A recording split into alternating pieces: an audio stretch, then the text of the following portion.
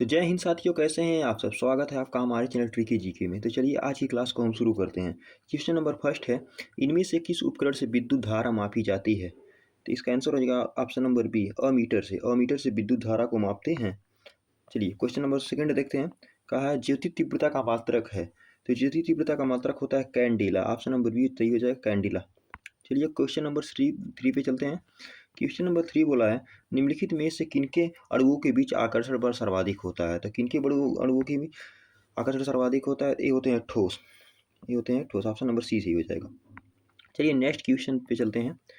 Question number fourth है, श्वेत phosphorus निम्नलिखित में से किस में रखा जाता है। तो श्वेत फास्फोरस किस में रखा जाता है।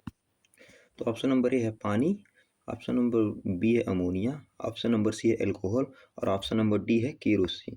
तो श्वेत फास्फोरस को हम रखते हैं पानी में।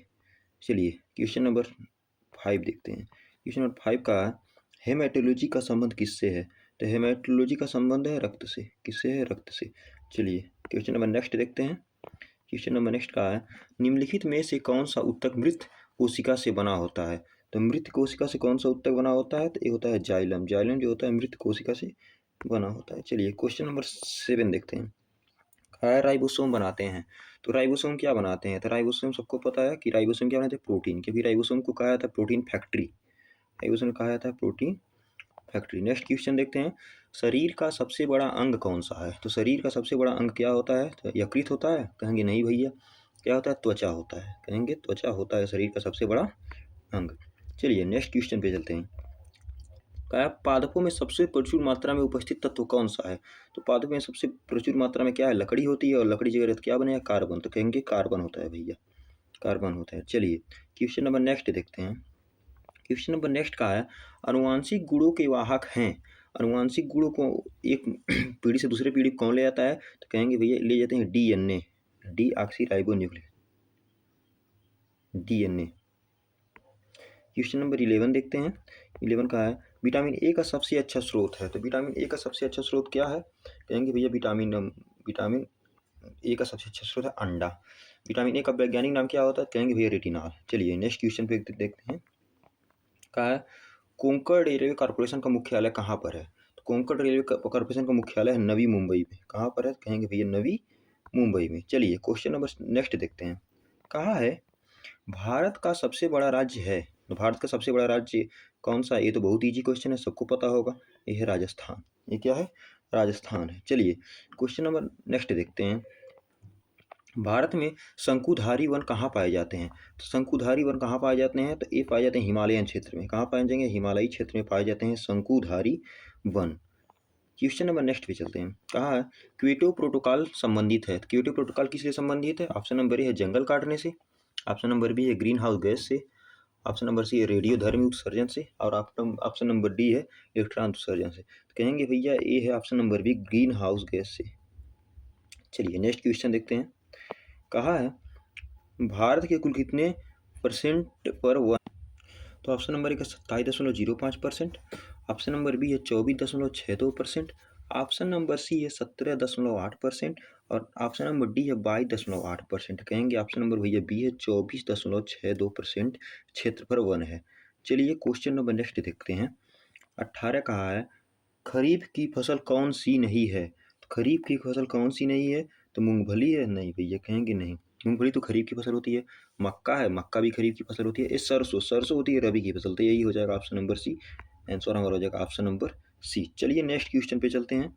अगला सवाल कहा है, कहाँ भागीरथी और अलकनंदा मिलकर गंगा बन जाती है। तो भागीरथी और अलकनंदा कहाँ मिलकर गंगा बनती है।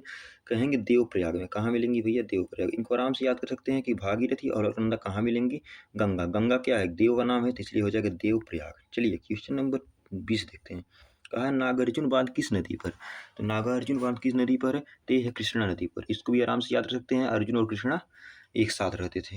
ठीक है, अगला क्वेश्चन देखते हैं। कहा है, जेमू ग्लेशियर किस राज्य में है। तो जेमू ग्लेशियर किस राज्य में है। तो जेमू ग्लेशियर है भैया सिक्किम राज्य में। ऑप्शन नंबर सी हो जाएगा, जेमू ग्लेशियर है सिक्किम राज्य में। चलिए क्वेश्चन नंबर 22 देखते हैं। कहा है, राजा जी नेशनल पार्क किस राज्य में है। तो राजा जी नेशनल पार्क कहाँ पर है। उत्तर प्रदेश में है, उत्तराखंड में है, राजस्थान में है कि बिहार में है।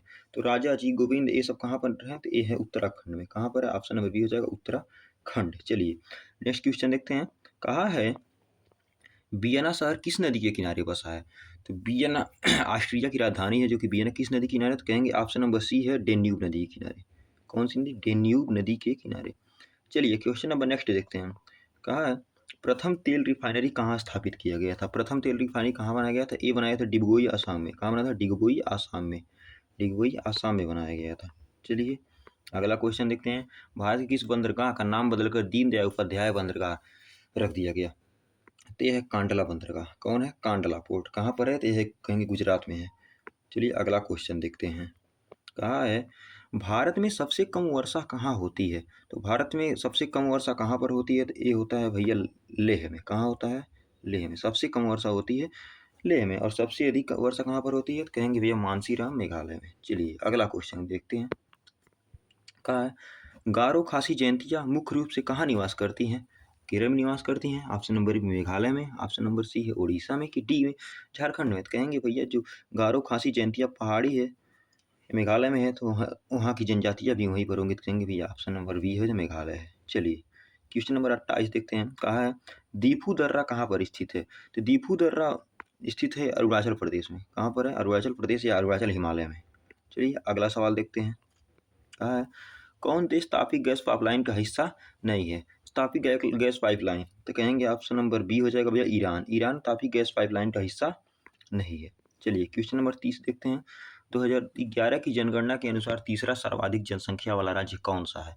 तो तीसरा सबसे अधिक जनसंख्या किसके पास है? तो कहेंगे भैया बिहार के पास है। और सबसे अधिक कहाँ पर है? तो उत्तर प्रदेश में। चलिए अगला क्वेश्चन देखते हैं। किस ग्रह के चारों ओर वलय, वलय मतलब छल्ले पाए जाते हैं? तो कहाँ पाए जाते हैं? तो कहेंगे भैया शनि में। कहाँ पाएंगे? शनि में। अगला क्वेश्चन देखते हैं। कहा है अनुच्छेद 14 में कानून की समानता का अधिकार किस देश से लिया गया है? तो ये भैया लाया गया है ब्रिटेन से। ऑप्शन नंबर बी हो जाएगा ब्रिटेन। अगला देखते हैं। कहा है भारत के रक्षा संगठन का सर्वोच्च कमांडर कौन होता है? तो ये होता है राष्ट्रपति। कौन होगा? राष्ट्रपति। राष्ट्रपति होते हैं। चलिए अगला क्वेश्चन देखते हैं। कहा है वर्ल्ड बैंक के वर्तमान अध्यक्ष कौन है? तो वर्ल्ड बैंक के वर्तमान अध्यक्ष हैं अजय बंगा। अजय बंगा है वर्ल्ड बैंक के वर्तमान अध्यक्ष। अगला क्वेश्चन देखते हैं। कहा है केंद्र सरकार की संपदा योजना संबंधित है। तो संपदा योजना किससे संबंधित है? तो ये खाद्य प्रसंस्करण से। किससे संबंधित है? खाद्य प्रसंस्करण से। चलिए नेक्स्ट क्वेश्चन चलते हैं। अगला क्वेश्चन है इनमें से कौन गणना का काम नहीं कर सकता? Option number A calculator, option number B computer, option number C है प्रिंटर, ऑप्शन नंबर डी है मोबाइल। तो कैलकुलेटर तो गणना कर ही लेगा, कंप्यूटर भी कर लेता है, मोबाइल भी कर लेता है, परंतु प्रिंटर का काम होता है किसी चीज़ को प्रिंट करना, तो ये गणना नहीं कर सकता। ऑप्शन नंबर सी सही हो जाएगा। चलिए क्वेश्चन नंबर 37 देखते हैं। कहा द शैडो लाइन किताब किसकी है? द शैडो लाइन की किताब है खुशवंत सिंह की है। ऑप्शन नंबर बी है विक्रम सेठ की। Option number C Amitabh Ghosh की। Option number D Amit Tripathi. कहेंगे भैया ए है अमिताभ घोष की। द शैडो लाइन किसकी किताब है? तो कहेंगे अमिताभ घोष की है। चलिए अगला क्वेश्चन देखते हैं। कहा है अशोक सेकंड के नाम से जाना जाता था, द्वितीय अशोक कह सकते हैं। ये कौन कहलाते थे? समुद्रगुप्त कहलाते थे, हर्षवर्धन कहलाते थे, कनिष्क अकबर कहलाते थे। कहेंगे भैया ए कनिष्क। इसको बोलते थे सेकंड अशोक या द्वितीय अशोक कहे जाते थे। चलिए अगला सवाल देखते हैं। किस मुगल बादशाह ने मनसबदारी व्यवस्था शुरू की? तो मनसबदारी व्यवस्था किसने शुरू की थी? तो ये है अकबर साहब। कौन है? महान अकबर। अगला सवाल देखते हैं। महात्मा गांधी अफ्रीका से भारत कब लौटे थे?